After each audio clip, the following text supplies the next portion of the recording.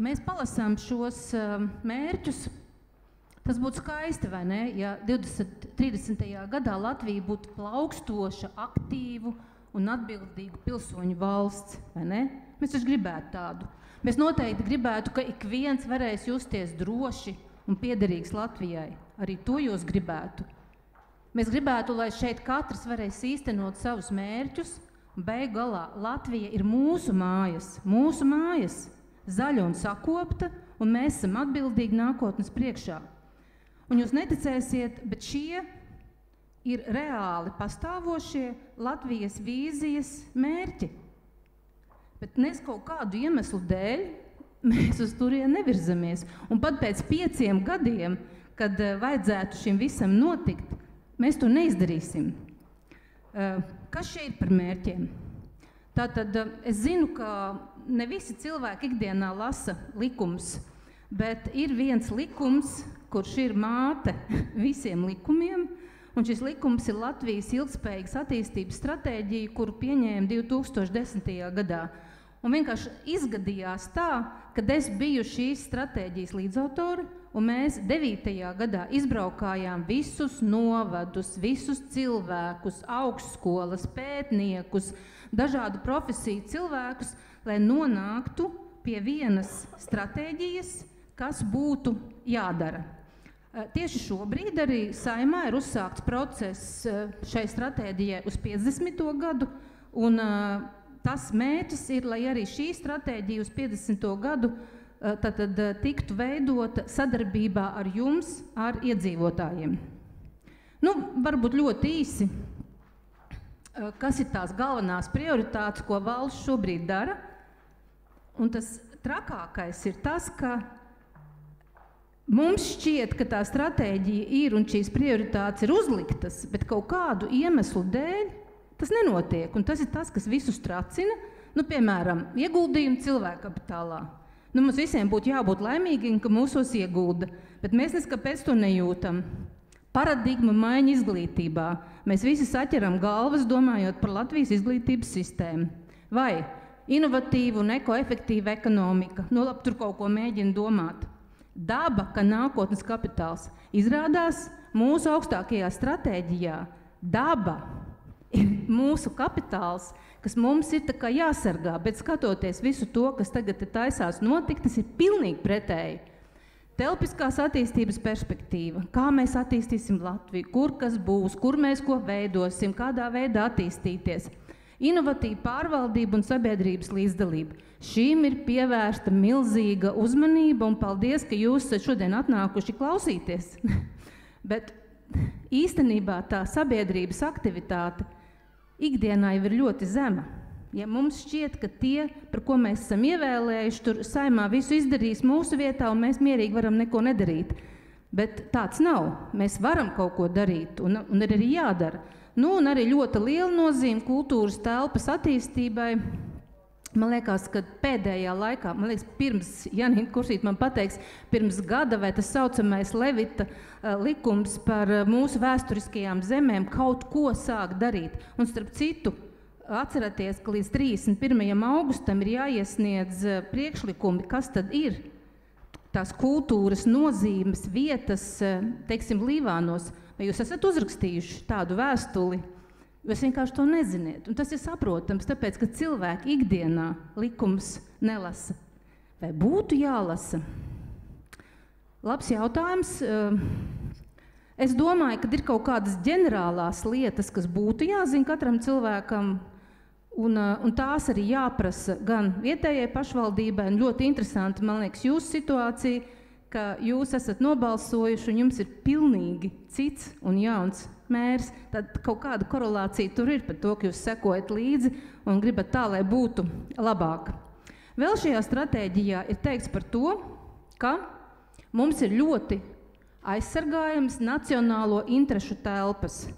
Tātad Baltijas jūras piekraste. Nu kā var tā būt, ka Latvijas galvenajā dokumentā par nacionālo interešu telpu ir Baltijas jūras piekraste, bet Kurzemē ir paredzēts uzbūvēt piekrastē 1500 šo šausmīgo vēju fermu 300 metru augstumā.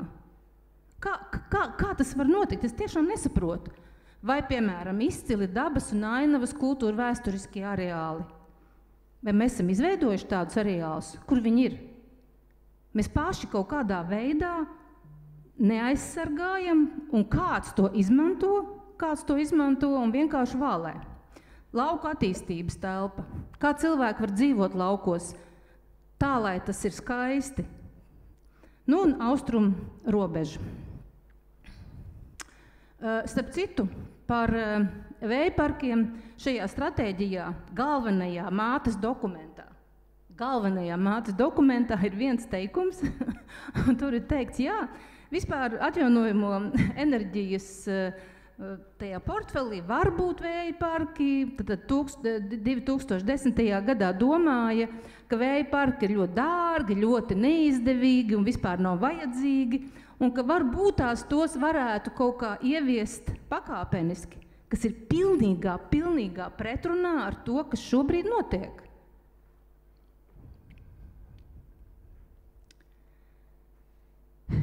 Tas, ko mēs redzam, skaidri redzam, un to arī mums Kulberkungs no skatuves teica, un to arī Roberts un Ilze, ir noticis konflikts.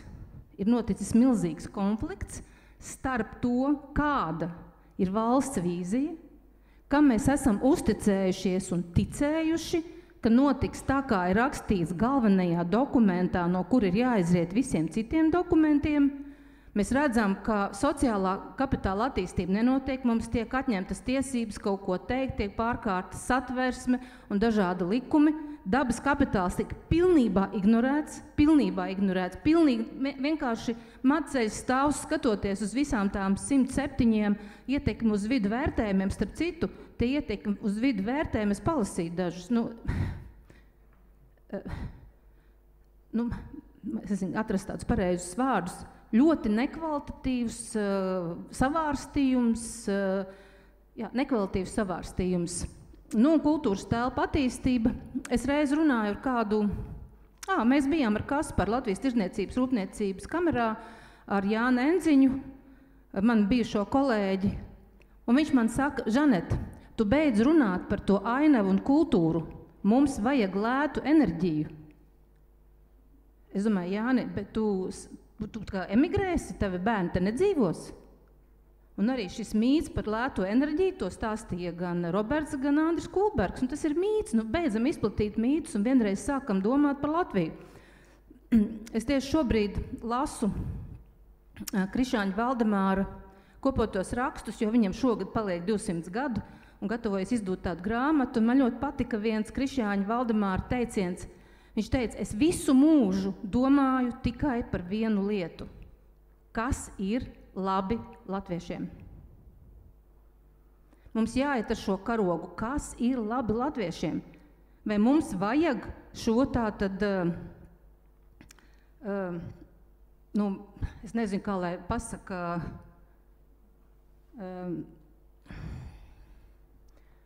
vienkārši cilvēki, kas ir izlobējuši likumus un vienkārši iet uz priekšu un visus mūs te tracina, tas ir milzīgs konflikts, un tāpēc mēs aicinam nekavējoties apturēt šo procesu.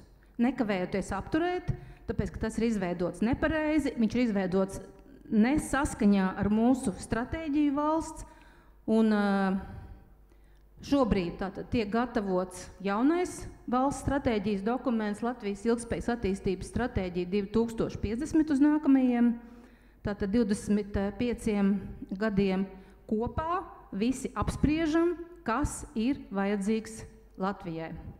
Liels paldies par jūsu uzmanību! Piesako mums sociālajos tīklos un pievienojas biedrībai Drosme darīt. Aizsargāsim Latvijas dabu un sabiedrību kopā!